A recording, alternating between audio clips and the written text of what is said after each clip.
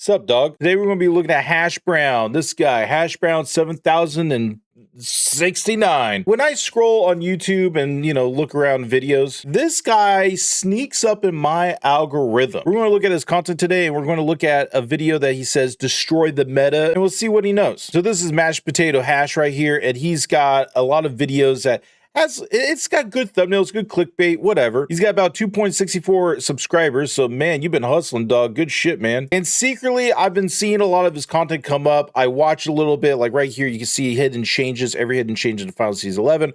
I thought that was a good video. I've been lurking here and there in this content. The video that we're going to look at is Mashed Potatoes, Destroy the New Meta, Best Counters and Tricks in the Finals. Comments, we got Willie Beans, crazy. They took the best cloak counter out of the game 200 days ago and haven't added it back because it goes through smoke. You talking about thermal vision? Jay Corknob, can't finish my meal watching you. What? Sweaty Palms, Mom Spaghetti. Never knew the C4 melee combo. There's a combo? What? So anyways, so there's not a lot of comments on this one, but we're going to take a crack. We're going to crack a lock into this. Again, I'm a lurker in hash 7069. Or whatever fucking number he has. His videos are good, but they're not up to my tastes. But usually you get a little snippet of diamonds in that video. And hopefully we can get a couple of diamonds from this video, because if he's saying you could destroy the new meta with the best tricks in the finals, I gotta know. Your boy over here always plays 7 p.m. to 8 p.m. PT every night, all day, day, and we play until we get stupid, and we usually get stupid fast. But I need to know the counters, man. Teach me, senpai. What are the counters? Ash here today, and I've seen a lot of you guys struggling with the new meta, how to play against it, how to play with it. Okay, yep, sure. Going over a couple of things that you can do to improve in season 11 of the finals. So if you tell me, dog, content just like this, go ahead and comment, like, and subscribe. Let's get straight into the video. So let's go ahead and talk about Sledge and how you can go ahead and counter it, because I see so many people are frustrated and not understanding how to fight against it. I don't know about Sledge. Sledge is kind of easy. You just keep your space and you shoot him in the head and you're fine. If you got to be forced to go in a dive situation, you got to dive in there for the cash box. I mean, you kind of have to kiss your ass goodbye, because he's just going to fucking swing at you. So you try to make yourself not and be in that situation. But if you have to do it, then you got to do it. But I don't think hammer is a huge issue. In fact, what is a huge? I think. You know what? I feel like hammer is hard to fight, but I could tell you light sword is even a bigger issue. I was watching Comms and Combo, Funny Man, Hyperbolatic Needle Man, whatever. All these content creators that have always been online and streaming shit. And one of them, I think it was Funny Man, he was playing like Riot Shield. The sword guy, the light sword guy, he did that charge and he shoots it out, whiffs. It just misses Funny Man, right?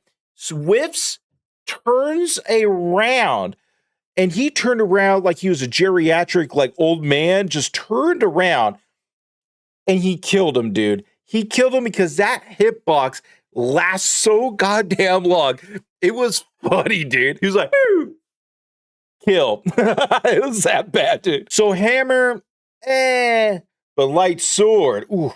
That's hard to beat, dog. So it's all about keeping your distance, obviously, but it's also about timing. You need to understand when to use your kick, because once they get too close and they close that distance, they're able to use their lunge. So you want to be able to get that kick in. Exactly wonder about. Oh, why are you talking about whatever the fuck you talk about? That's when you need to show, dog.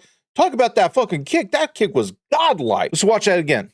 Out the distance, they're able to understand and when to use your kick, because once they get too close and they close that distance, they're able to use their lunge. So you want to be able to get that kick in. Exactly. Perfection. Perfect kick, dude. Okay, you better be talking about this kick, dog, because that's all you need, dog. Kick and go back. When they're about to lunge to you, because that's going to get you the most possible amount of space. You want to create space with that Sledge. Obviously, you're a light player, especially. You're able to make a lot of distance between you and that enemy. If you're running dash, you kick them back and you dash immediately backwards. I'm glad you said that. Not only do you have a visual example, but you're backing up with your words. Not going to be able to get a precise hit on you. So if that means if you're elevated above them, it's going to be very much harder for them to get a precise hit on you, so they're not gonna be doing as much damage. So keep these simple Okay, things okay. in mind when you're playing versus a sledge player. Space, timing on when they're going to actually hit you, and then also your positioning. Where are you? Are you going to be above them? Because this is going to help you be able to actually play against these sledge. Yeah, you know what? This guy's speaking the truth, dog. I mean, just look at this example. He's positioned above ground, right? And everybody's on the bottom floor. And he's just melting them. Like, that's all you need to do against melee. The winners of Season 11 Melee is Hammer and Light Sword. That's it.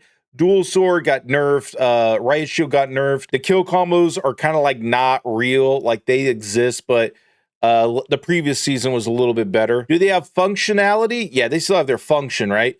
You know, blocking stuff, just acting as a menacing presence and just creeping up close to you until they attack. But in order to just deal with melee, just don't be close to them, dude. When they get close to you, that means you're losing. So positioning is super key. Players. So for the KS23, it's really good right now. So I want to give you guys a quick tip with it. I just don't want you guys to be using this as a poke machine. Like, actually get up close and start to brawl with this weapon. I see so many people sit back all the time and never get up close with this shotgun.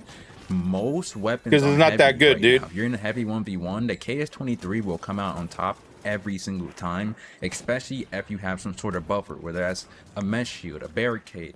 If you have a buffer in the middle of the gunfight, you should definitely right there, that just destroys your whole argument, dog. Okay, so technically you're right, okay? Before we shit on your statement, we got to give the respect where respects deserve, right? The KS23 is good. First of all, this is supposed to be about countering the meta. You're just telling people to get better with the meta. What is the counter to X23, dog? You know what's the counter to X23 or KS whatever fucking... X23, that's an X-Men, right? Whatever the case, this gun, the counter to it is just moving forward and just diving. You know, a light M11 user, whatever the have you. Let's just go backwards 2 seconds. Be able to shoot a bear every single time, especially if you have some sort of... You have 6 shots. You used one for here to poke. Buffer, whether that's a mesh... You did one. The guy blocked. He should have been dead. Shoot a barricade. You did another one because you just want to make sure that he was extra dead. I don't know, dude. He's alive. So now you have, what, 3 shots left? If you have a buffer... You reloaded, like, I think once, and now you're at 3 out of 6. Buffer in the middle of the Miss one. You should definitely be mesh shield. Let's go back. Yeah, 3. If you have a buffer... God, you went from 3 to 4. You used one to miss. In the middle of the you used another one to miss. Gunfight. And then on the last one, you got the kill.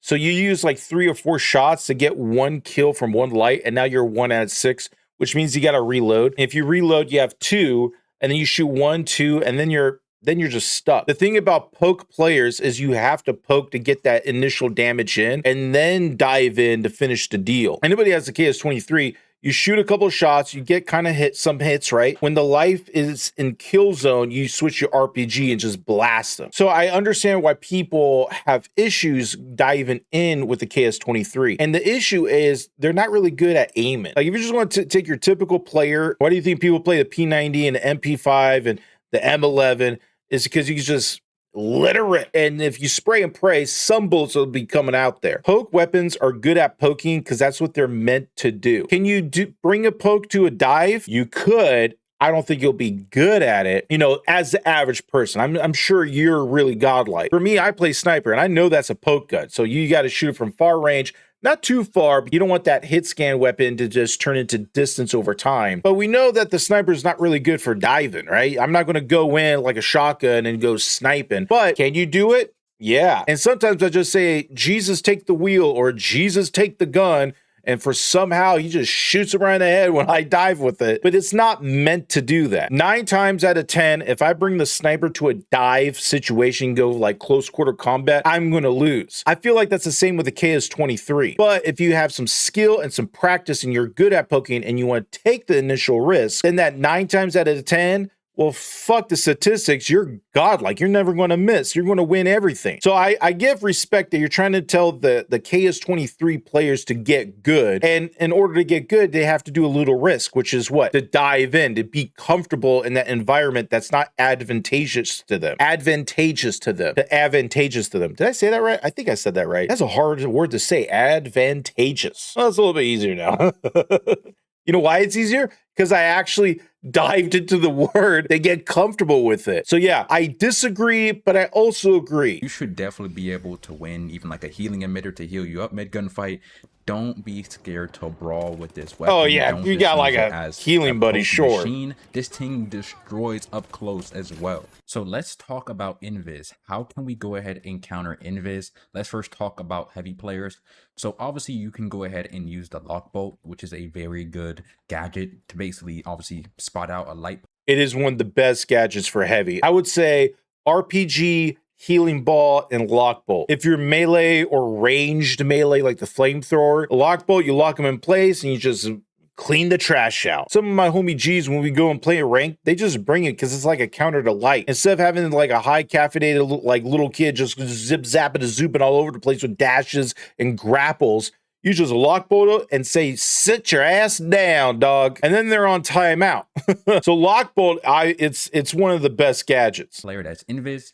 Another good way is that if you're running C4, a lot of people actually don't know this one, I'm surprised, is that if you throw a C4 and immediately basically melee right after, in your general direction, the C4 would just blow up. So if somebody's just sitting right next, What the fuck? You could do that, dog? You could do that? I feel like you're lying to me, dog. I know the comments said like that's news. That's news to me too, but I gotta see that again. next to after, in your general throw a C4 and immediately basically melee right after. I guess that works. Good way one more is if time, you're one more running time. C4, a lot of people actually don't know this one, I'm surprised, is that if you throw a C4 and immediately That looks so fake, but I guess it does work. You know why it looks fake? Because the C4 is like far, so when you elbow it, it doesn't look like you're like Dawson with like a long elbow. It doesn't look like it works, but it does work because the guy gets damaged a little bit. That's actually a really cool tactic. If someone's that close using invisibility, I guess you could just knock them out of the invisibility. But again, if they're playing invisibility with a double barrel shotgun, if they're that close to you, you're already dead. basically melee right after, in your general direction, the C4 would just blow up. So if somebody's just sitting right next to you like this, that's so good tech though, because I did not know that at all. This is a quick way to go ahead and obviously get them out of invis. So as a medium player, one of my favorite ways to get somebody out of invis is just playing with like different mines. You legit can obviously set down these mines next to most doorways. You have to remember, these light players that go invis, their main objective is to flank you. Their main objective is to get around your team and not be noticed. So what are they going to do? Try to stay hidden. So if they see the mine, well, if they're an aggressive, invisible cloak player, they go cloak, and they're not even there to like just like flank. They're just there to get cloak to see if you stand still, and then they just shoot you in the head and get the headshot multiplier bonus. Obviously, they're gonna have to go out of invis to shoot the mine first. So even though they don't get hit by the mine directly, it's still good because you want them to be out of invis when they're trying to peek you, or whether they're trying to get out of invis just by having to shoot it. Mines are so good. Even like the barrels and stuff like that would obviously make it a lot more obvious on where they are. So for light players, so for glitch mine, that I feel like that's the best. I'll just be running across rooms, and that range for the glitch mine is so big that I just get caught, and then I'm like, fuck, I'm dead, all right? Because now I'm decloaked. Now I got to deal with this mine that just stand there forever because it just decloaked me. With the gas mines, I know he's doing it for the example, but one thing, I use my gas mines as like an offensive strategy. Let's just say they went through a door and the room's very small, and you know they're camping a corner, and they're camping the right corner. Just throw a mine at the wall, shoot the mine, and the gas goes through the wall, and it forces them to be out of that corner. Or you could probably just kill them through the wall, which is also kind of cool. There's honestly not much you can do versus an invis light. There's a saying, right? If you can't beat them, join them. So my best recommendation is to get on invis yourself and play against them. One of my favorite pickups this season is the XP54. Obviously, nothing has changed with the XP54, but its biggest rival, the 93R, has obviously gotten a slight nerf. So this makes it so that this XP54 is really good in the mid-range, and it's one of the better weapons in the mid-range. So I recommend you run invis, pick up the XP54. It's honestly very, very good inside the current meta if you do run invis at the moment. So there is a I would say it is the best gun for light as a new player. It's good for dive, it's good for poke, it's good for sustain. The reload is not as bad as you think it is. I've seen people just cloak, stand still, wait until a team comes and stand still themselves, and then just blast them in the head, get the headshot multiplier, and then they just kill heavies for free. Cloak is strong, but if you know the enemy team has cloak, there's a couple of ways to get around it. You know, glitch mines, glitch grenades, gas nades, any sort of damage will hit them. Another thing that's like an uncommon tactic, but you could do it. Let's just say they just put a box in for a cash out and you're about to, push in. If you know the enemy team has 2 lights and a medium, and both the lights are cloak, the game really wants you to shift W all the time, but you could just not shift W.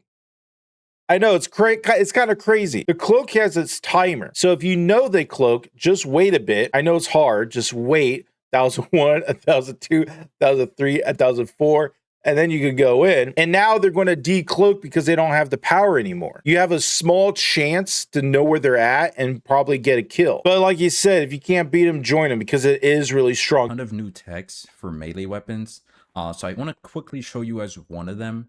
So normally, let's say, right, if I'm going this way and I'm trying to get on top of the building, I would have to go like this, turn around, then get on top of the building just like this. So now with the dual blades and a lot of other melee weapons, you're able to use your momentum of your lunge to basically go into the opposite direction. So boom, you see me turn around. I can just recreate this one more time. You were the one. I think you mentioned this in an older video. I was lurking. I remember someone came on my stream and said, oh, there's nothing good for dual blades. But I was like, dude, there's this one guy, and I forgot what his name was. And it's Hashbrowns. So anybody who watches this video, Hashbrowns the guy that had the source. He had the sauce. But he was the one that said you could technically have a double jump because this motion now propels you forward. And if you're going this way, you could go backwards. So yeah, props to the Hash man. I was trying to do this normally. So if I try to do this normally, I don't really get much momentum to go the opposite direction. But with this new tech, I can obviously use that as my momentum. That's good. Yep. Slightly turn my character a little bit. So if you're trying to get away from these KS23 players, one of the best things you could do is Now it's the counter of the KS. Tell me what to do. The goo wall.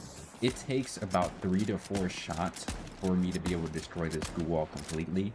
So that means that this is better than a barricade to place down. A goo wall is actually super efficient versus the KS23. Okay, so goo counters. But the interesting. best way to destroy this is by shooting at the bottom middle 3 times. Obviously, it's half your clip. That is the fastest way to destroy it. Outside of maybe, let's say, shooting the floor that's on, but you're better off just obviously shooting at the goo wall itself. But that is it for me today, guys. Nice video. If I missed something, or if you want something more specific for like to counter a certain weapon or item inside the game, no, this is perfect, dog. This video is good. We're going to subscribe. I can't even believe I haven't subscribed to you. I've been lurking on your shit, dog. We're going to subscribe. We're going to like that shit. Hash has this ability where there's some things that he says that's like, I don't think it hits that spot. But then there's other things where I'm like, God damn, you could do that shit? Like meleeing your C4, dude? Or like the double jump dual blades, that's, I don't think a lot of people know that either. Hash is that one content creator that has some secret gems that he just tells the world. So that's the video. I just want to highlight this content creator because again, there's some things that he says that I'm just like, oh, I didn't know that. His video is destroy the new meta, best counters and tricks in the finals. It's super clickbaity, but hey, I clicked on it, so props to you, dog. I think the best counter to X23 is just always move, right? You gotta try to break their ankles and just, just be mobile, because the KS23's got 6 shots, and so if you spend 3 or 4 missing, then you only have 1 or 2 shots to kill a light. And mind you, there's still 2 other people on that guy's team. So I think the KS23 is a poke machine. You can dive with it and be good. My homie G Peaches does that shit all the time, and I'm like, why are you pushing? But he does net kills. And I think he nets kills because he keeps pushing himself in that environment to be better, to be more accurate, to get good. But optimally, you shouldn't even try to be in that situation. So hopefully my homie G, once he learns how to be in that situation, he wouldn't put himself in that situation. But honestly, we're all going to shift W, dog. This game just forces you to shift W. It just feels good, dude, right? You're like, you're just going in. But anyways, anybody watching this, give him a like and subscribe. Hashbrowns 7,527, 67, 69, 911. Guys, pretty good. And I'll see you on the next one. Bye.